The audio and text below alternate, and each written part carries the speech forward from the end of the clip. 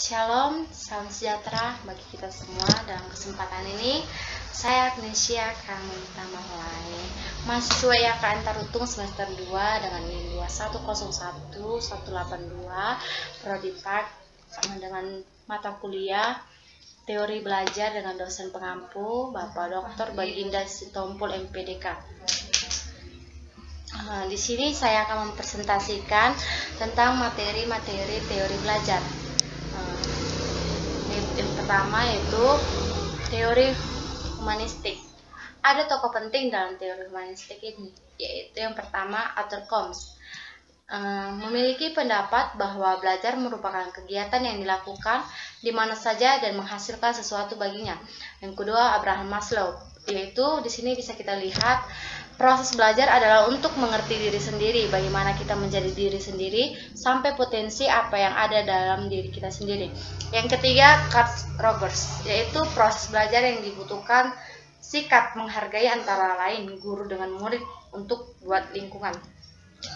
Di sini saya akan menjelaskan kelebihan dan kekurangan dalam teori humanistik. Yang pertama, kelebihan meningkatkan kreativitas setiap orang. Yang kedua, membentuk pola pikir didik, meningkatkan minat belajar. Dan ada kekurangannya, yaitu siswa kurang menyadari dan memahami akan potensinya, sehingga mempunyai kemungkinan untuk tertinggal dalam proses pembelajaran, atau bisa dikatakan kurang aktif siswanya. Bisa dikatakan juga siswanya pasif. Di sini proses belajar bisa gagal jika terjadi kesungguhan dalam belajar.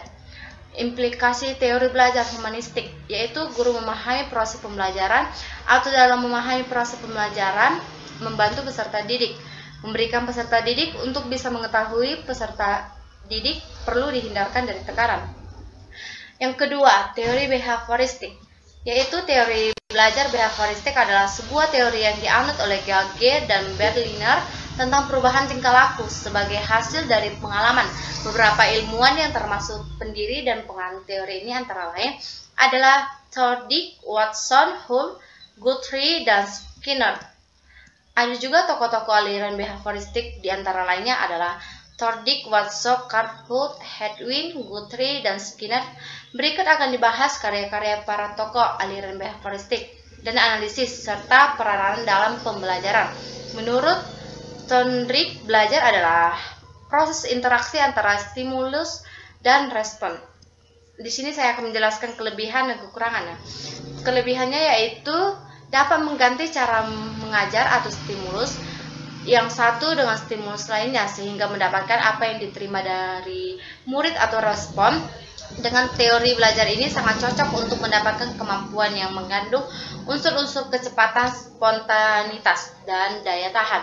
Kekurangannya yaitu kelemahan teori behaviorisme ini adalah adanya penekanan atau refleks dan otomatis dalam melakukan sesuatu dan selalu berfokus pada hasil dan tujuan, atau bisa dikatakan purpose behavior. Di sini saya akan menjelaskan teori konstruktivisme.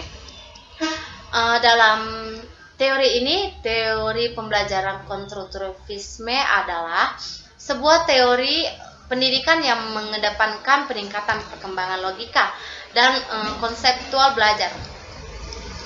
Menurut Carly atau menurut para ahli, yaitu menurut Carly dan Margareta, adalah proses pembelajaran yang diawali konflik kognitif yang pada akhirnya pengetahuan akan dibangun sendiri oleh siswa melalui pengalaman dan hasil interaksi dengan lingkungannya sendiri atau beradaptasi pada lingkungan masyarakatnya. Nah, di sini saya akan menjelaskan kelebihan dan kekurangannya, yaitu kelebihannya yaitu melatih siswa supaya menjadi pribadi yang mandiri dan mampu memecahkan masalah-masalahnya, menciptakan kreativitas dalam belajar, sehingga tercipta suasana kelas yang lebih nyaman dan kreatif, atau bisa dikatakan siswa ini lebih aktif dari sebelumnya. Kekurangannya yaitu, sedangkan kekurangan atau kelemahan dari konstruktivisme ini dapat kita lihat dalam proses belajarnya, yaitu peran guru sebagai pendidik menjadi lebih pasif atau hanya sebagai fasilitator, dan dapat timbul persepsi yang berbeda antara siswa satu dengan lainnya. Di sini saya akan menjelaskan teori kecerdasan majemuk. Apa yang dimaksud dengan teori kecerdasan majemuk?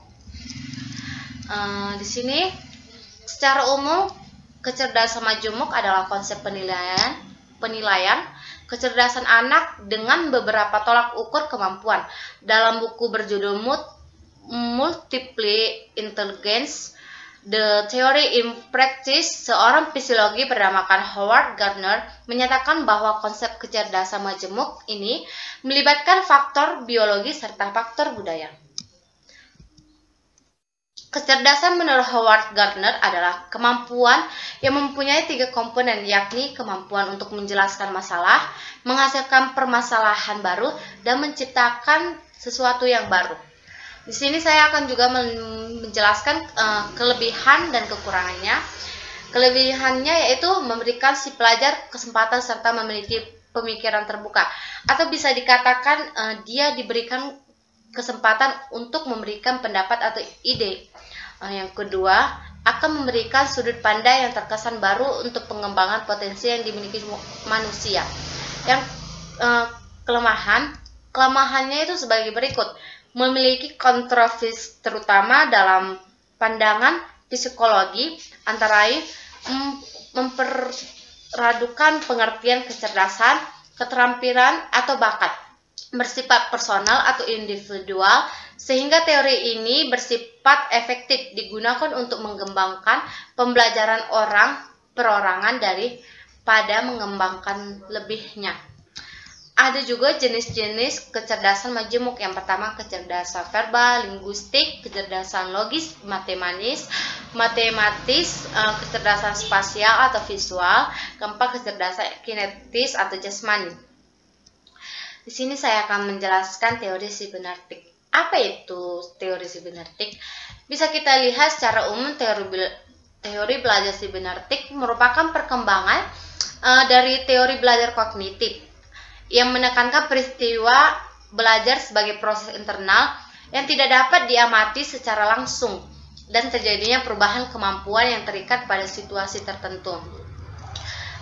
Di sini saya akan menjelaskan bagaimana cara penerapannya, yaitu aplikasi teori sibernetik ini dalam kegiatan pembelajaran dapat diterapkan dengan langkah-langkah sebagai berikut. Yang pertama, kita harus menentukan tujuan pembelajaran. Tujuan dalam pembelajaran suatu proses cara mengajar dan cara pelajaran. Yang kedua, menekankan materi pembelajaran.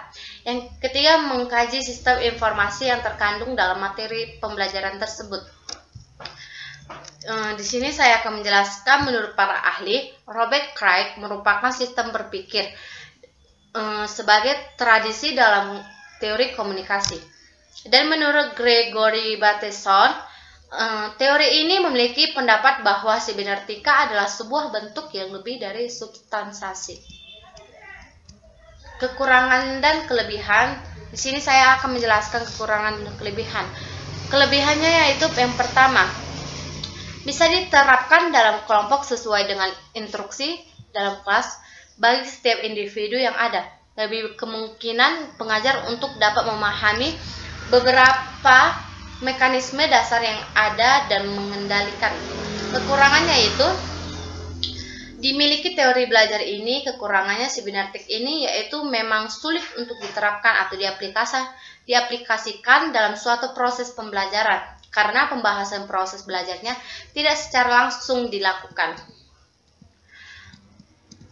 Selanjutnya di sini saya akan menjelaskan teori kognitif, yaitu menurut teori ini, menurut para ahli, menurut Susanto, kognitif adalah suatu proses berpikir, yaitu kemampuan individu untuk menghubungkan atau menilai dan mempertimbangkan suatu kejadian atau peristiwa. Secara umum, teori ini adalah yang mementingkan proses belajar daripada hasilnya. Teori ini menyatakan bahwa pada proses belajar, seseorang tidak hanya cenderung pada hubungan antara stimulus dan respon, melainkan juga bagaimana perilaku seseorang dalam mencapai tujuan belajarnya tersebut. Kelebihan dan kekurangannya yaitu, di sini saya akan menjelaskan kelebihan dan kekurangan teori kognitif, yaitu kelebihan teori ini dapat meningkatkan kemampuan peserta didik atau memecahkan masalah atau problem solving. Yang kedua, teori ini juga dapat meningkatkan motivasi peserta didik.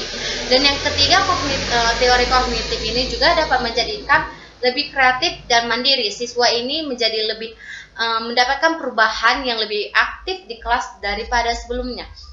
Ada pula kekurangannya, yaitu teori ini dianggap lebih dekat kepada psikologi belajar anak, sehingga penerapannya pada proses belajar anak tidak mudah. Kesimpulan dalam materi ini, yang saya sampaikan materi teori-teori ini, kesimpulannya pada teori pendekatan pengajaran dan pembelajaran yang berasakan kognitif dan konstruktivitis akan memberi peluang kepada guru untuk memilih kaidah pengajaran dan pembelajaran yang sesuai, dan murid dapat menentukan sendiri masa yang diperlukan untuk memperoleh suatu konsep atau pengetahuan. Di samping itu juga guru dapat membuat penilaian sehingga sendiri menilai kepahaman mereka tentang suatu bidang pengetahuan dapat ditingkatkan lagi. Semoga teman-teman atau saudari-saudari yang mendengarkan video ini, semoga apa yang saya sampaikan tentang materi teori-teori pembelajaran ini bisa kita aplikasikan dalam proses pembelajaran dan proses pengajaran. Jika ada kata-kata saya yang kurang lengkap atau salah, dimaafkan. Sukses berjalan dari satu kegagalan yang lain tanpa kita kehilangan semangat. Terima kasih.